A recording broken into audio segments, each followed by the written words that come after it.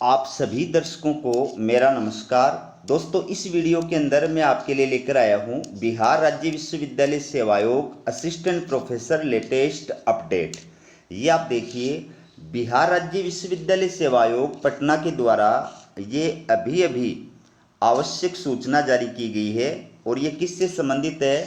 ये assistant professor भर्ती विज्ञापन 2020-21 विषय एजुकेशन से संबंधित है, शिक्षा विषय से संबंधित है। तो आयोग ने इस नोटिस के जरिए ये कहा है कि इस विषय के अंदर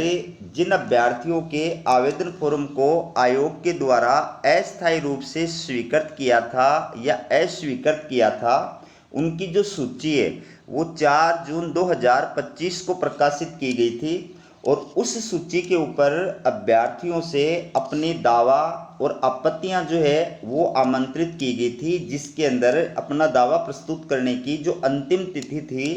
वो 16 जून 2025 साय 5 बजे तक थी। तो 16 जून 2025 साय 5 बजे तक के इस विषय के जो अभ्यर्थी थे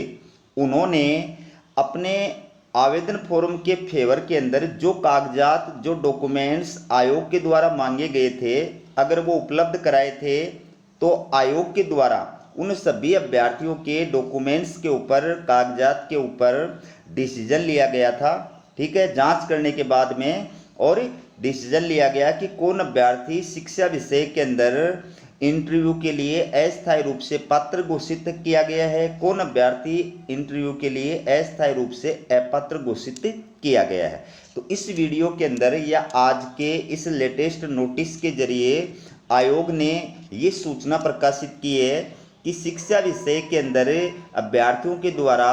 जो वांछित प्रमाण पत्र और कागजात उपलब्ध कराए गए थे, उनके संदर्भ में आयोग के द्वारा जो निर्णय लिया गया है वो आपके सामने स्क्रीन पर उपलब्ध है।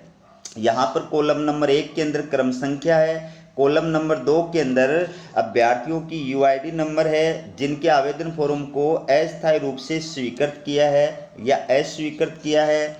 कॉलम नंबर 3 के अंदर वांछित प्रमाण पत्र और कागजात हैं जो आयोग के द्वारा अभ्यर्थियों से मांगे गए थे। और कॉलम नंबर 4 के अंदर अभ्यर्थियों के कागजात और डॉक्यूमेंट्स के ऊपर आयोग के द्वारा जो निर्णय लिया गया है उसकी जानकारी प्रदान की गई है। तो कॉलम नंबर 4 के अंदर ये बताया गया है कि कौन अभ्यर्थी जो है वो डिस्क्वालिफाइड है, अनर्हित यानी अयोग्य है, और कौन अभ्यर्थी जो है उसका आवेदन फॉर्म स्वीकृत किया गया है, योग्य घोषित किया गया है। तो यहाँ पर आप देख सकते हैं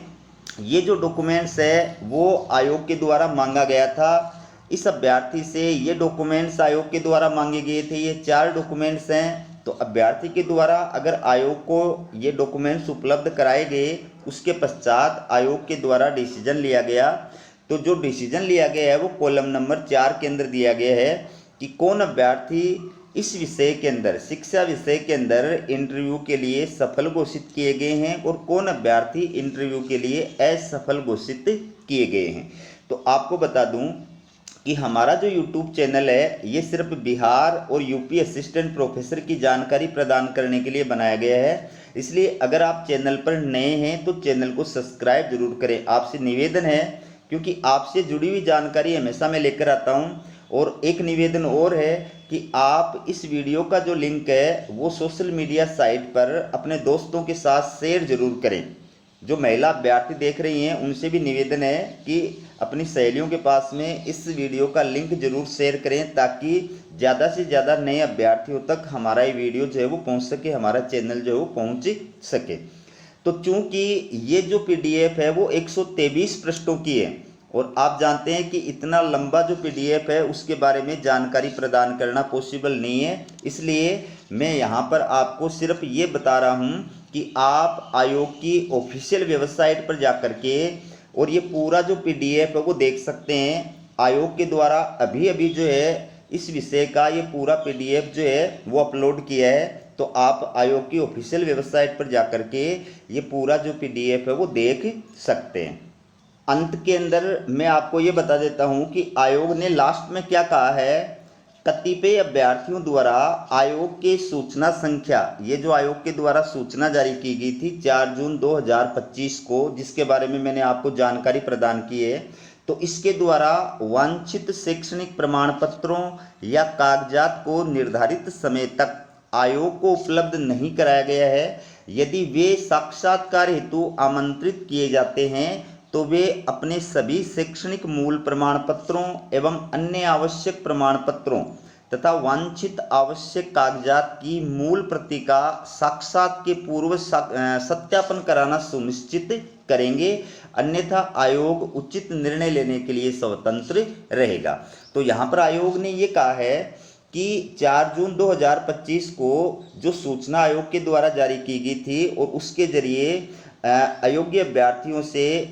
या जिनके आवेदन फॉर्म अस्वीकृत किए गए थे उन अभ्यर्थियों से जो वांछित कागजात और डॉक्यूमेंट्स मांगे गए थे, अगर वो निर्धारित समय तक उन अभ्यर्थियों के द्वारा उपलब्ध नहीं कराए गए थे और उसके बावजूद भी उन अभ्यर्थियों को अगर आयोग के द्वारा साक्षात्कार के लिए अस्थायी रूप से सफल घोषित कर दिया जाता है, साक्षात्कार के लिए आमंत्रित किया जाता है, तो ऐसे अभ्यर्थियों को साक्षात्कार में बैठने के लिए तभी पात्र माना जाएगा, उनको भाग लेने की तभी अनुमति प्रदान की जाएगी जब वो इंटरव्यू प्रारंभ होने से पहले आयोग कार्यालय के अंदर जाकर के अपने सारे जो ओरिजिनल डॉक्यूमेंट होते हैं, आपके शैक्षणिक डॉक्यूमेंट के अंदर आपकी जो भी अंक तालिका है, सर्टिफिकेट है और डिग्री या उपाधि है, इसके अलावा टीचिंग एक्सपीरियंस रिलेटेड डॉक्यूमेंट, इसके अलावा आपके रिसर्च पेपर से संबंधित जो पेपर पब्लिश करा रखे हैं वो डॉक्यूमेंट्स, इसके अलावा अगर आप आरक्षित कैटेगरी के अभ्यर्थी हैं तो सक्षम अधिकारी के द्वारा जारी किया गया जाति प्रमाण पत्र, इसके अलावा ऑनलाइन आवेदन फॉर्म जब भरा था आपने उसकी जो फीस की रसीद थी वो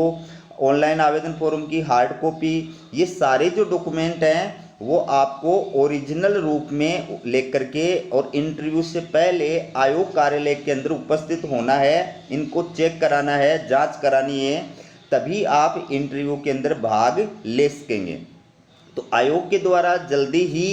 इन अभ्यर्थियों के लिए इंटरव्यू का जो शेड्यूल है वो जारी कर दिया जाएगा। आप हमारे चैनल को सब्सक्राइब करके रखें, जब भी अपडेट आएगी मैं आपके लिए वीडियो लेकर के आऊँगा। तो हमारा वीडियो कैसा लगा कमेंट करके ज़रूर बताइएगा और वीडियो देखने के लिए आप सभी का बहुत बहुत धन्यवाद।